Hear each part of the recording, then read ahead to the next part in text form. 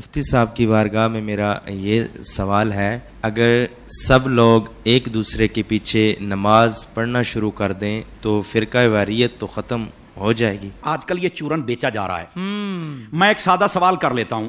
پہلی بات، کیا قرآن و حدیث میں کہیں پر یہ موجود ہے حکم کہ اگر سب ایک دوسرے کے پیچھے نمازیں پڑھ لیں تو یہ ختم ہو جائے گا کام؟ کوئی دلیل؟ کہا جی یہ تو نہیں ہے۔ میں نے کہا نہیں ہے نا، تو پھر میری دوسری بات بتائیے، اگر کسی بندے کی قراءت ٹھیک نہیں، یعنی وہ قرآن صحیح نہیں پڑھ سکتا، اس کے پیچھے نماز ہو جائے گی؟ بولے نہیں، اس کے پیچھے تو نماز نہیں ہوگی۔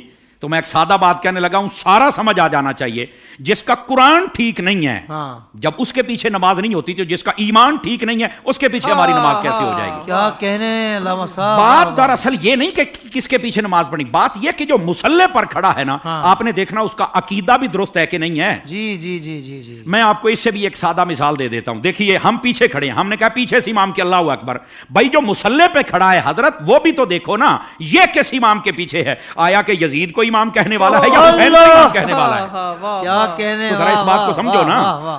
حالانکہ جب حضرت امام حسین کو ہم امام کہتے ہیں تو ہم بیچ میں صحابہ کرام علیہم رضوان کا لحاظ بھی رکھتے ہیں، یہ یاد رکھ لیجئے۔ لیکن میں نے ایک اشارہ دیا ہے، آقا کریم علیہ السلام نے ارشاد فرمایا، ان اللہ اختارنی واختار لی اصحابی واختار لی منہم اربعہ۔ فرما اللہ نے سب سے پہلے میرا انتخاب فرمایا، میرے بعد میرے صحابہ کا انتخاب فرمایا، پھر میرے لیے ان میں سے 4 کو چنا، حق 4 یار بھی آ گئے، ٹھیک ہے۔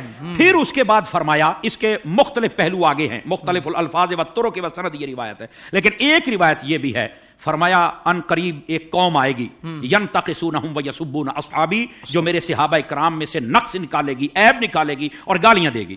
فرمایا جب یہ آئے تو حضور ہم نے کیا کرنا ہے؟ فرمایا لا تواکلوہم ولا تشاربوہم ولا تسلموا علیہم ولا تصلوا معہم ولا تناکحوہم، او کما قال علیہ السلام۔ میرے آقا کریم علیہ السلام نے فرمایا، نہ ان کو سلام کہنا ہے، نہ جواب دینا ہے، نہ رشتہ دینا ہے، نہ لینا ہے، نہ روٹی پکا کے ڈالنی ہے، نہ ان کے ساتھ کھانی ہے۔ اور میرے نبی کریم علیہ السلام نے فرمایا، مر جائیں تو جنازہ نہیں پڑھنا، ان کے ساتھ نماز نہیں پڑھنی، سمجھ آ رہی؟ ان کے ساتھ نکاح نہیں کرنا۔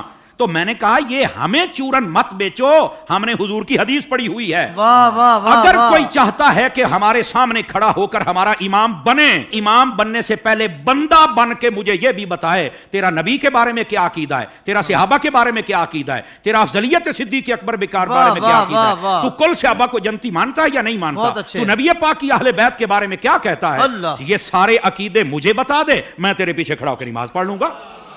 کیا کہنے، کیا کہنے۔ ویسے یہ جو نمازوں کا شوق ہے نا، میں صرف اتنی بات بتا دوں بھائی جان، یہ ترمذی شریف میں روایت موجود ہے، ایسی روایات جب آتی ہیں تو پھر بیٹھ جاتے ہیں کیڑے مکوڑے، یتیم العلم یزید الفکر، وہ بیٹھ کے کہتے ہیں کہ نہیں یہ یوں نہیں، یہ یوں نہیں، یہ ٹھیک نہیں۔ میں نے کہا حضرت جب آپ کی اصل ہی ٹھیک نہیں تو آپ کو یہ بات کیسے سمجھ آئے گی؟ نبی پاک علیہ السلام تشریف فرما ہے، ایک شخص آ گیا، اس نے کہا حضور فلاں شخص فوت ہو گیا، جنازہ پڑھانا۔ فرمایا ہم نے نہیں پڑھانا اس کا، حالانکہ مشکاہ شریف پڑھ لو، حضور نے فرمایا جب کوئی فوت ہو جائے مجھے بتا کرو، جنازے میں پڑھاؤں گا۔ جی آپ اس بات کا اظہار فرمایا کرتے تھے کہ جنازہ میں نے پڑھانا، میں نے مفہوماً و مختصراً بات سنائی، اس کا جنازہ کیوں نہیں پڑھا؟ جب سوال پوچھا گیا تو آقا کریم علیہ السلام نے فرمایا، انہ کان یبغض عثمان ابن عفان، یہ میرے عثمان سے بغض رکھتا ہے۔ جب حضرت عثمان کے بغضی کا جنازہ نہیں پڑھنا تو بتاؤ پھر ابو بکر کے بغضی کا جنازہ ہم کیسے پڑھ لیں؟ بتائیے کیسے ہم ان کے پیچھے نمازیں پڑھ لیں اور ان کے آگے کھڑے ہو کر ان کے جنازے پڑھائیں اور ان کے ساتھ ہم پیار کی پینگیں چڑھائیں اور ہم ان کو جفیاں ڈالیں؟ بھائی ان سب کو سمجھنا چاہیے، یہ ڈائریکشن ہے سیدھی سیدھی سڑک، یہ شفاعت نگر کی ہے، اس سڑک پر آ جائیں جس کا نام راستہ اہل سنت ہے، ہم تمہارے پیچھے کھڑے ہو کر نمازیں پڑھنے کے لیے تیار ہیں۔ تو جب عقیدہ ہی واضح نہیں ہے تو آڈی پنجابی کہندے نے ویکھ کے زہر تو کوئی نہیں پیندا۔ حضور شاہ صاحب ہماری پنجابی ویکھ کے زہر تو کوئی نہیں پیندا، تو پھر ہم تو نہیں پی سکتے۔ ویسے اگر کسی کو زیادہ شوق ہو نا، بس نہیں وہ قرآن پڑھتے ہیں تو چھوڑو جی چھوڑو، داڑھی بھی ہے تو چھوڑو جی چھوڑو، مصلی پہ ہے، تو میں نے کہا آبا اللہ کی تفسیر اٹھا کے دیکھ لے، یہ تیرا شوق بھی پورا ہو جائے گا۔ حضرت حافظ صاحب ہوا یہ کہ حضرت فاروق اعظم کا زمانہ اقدس سے ایک قریب محلے میں امام آ گیا، اس کو نماز کے لیے ہر نماز کے اندر جب وہ قرات کرتا ہے تو آبا صاحب تولا پڑھتا ہے۔ لوگوں نے کہا بھی اور قرآن نہیں آتا؟ کہتا آتا ہے۔ تو یہ کیوں پڑھتا ہے؟ کہتا مزہ آتا ہے۔ اچھا، انہوں نے کہا ذرا حضرت فاروق اعظم کی خدمت میں لے کے چلے۔ حضرت فاروق اعظم کو بتایا، آپ نے طلب فرما لیا، واقعہ لمبا ہے، آپ نے طلب فرما لیا۔ آپ نے جب طلب فرمایا تو آپ نے کہا کیوں پڑھتا ہے؟ کہتا ہے مجھے نا اصل میں مزہ آتا ہے، اس لیے کہ اس میں معاذ اللہ اس کی سوچ دیکھو، پڑھ سب کچھ رہ گئے لیکن سوچ دیکھو اس کی۔ اس نے کہا جی بات یہ ہے کہ اللہ نے اپنے حبیب کو یہاں جھڑکی پلائی ہے تو مجھے بڑا مزہ آتا ہے اس پر استغفر اللہ استغفر اللہ. یہ خارجی آنا سوچ تھی. سمجھ آ رہی ہے میری بات کی؟ یہ توہین کی سوچ تھی.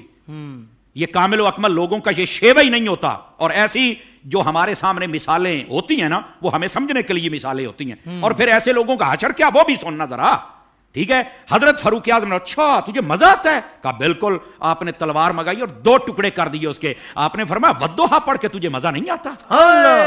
وما ارسلناک الا رحمۃ للعالمین پڑھ کے تجھے مزہ نہیں آتا؟ انا اعطیناک الکوثر پڑھ کے مزہ نہیں آتا؟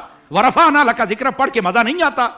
یعنی جو قرآن پڑھ کے دل میں توہین مصطفیٰ کی رکھے جب اس کے پیچھے نہیں ہوتی تو جو سرعام میلاد پر کفر کے فتوے لگائے ان کے پیچھے کیسے ہو جائے گی؟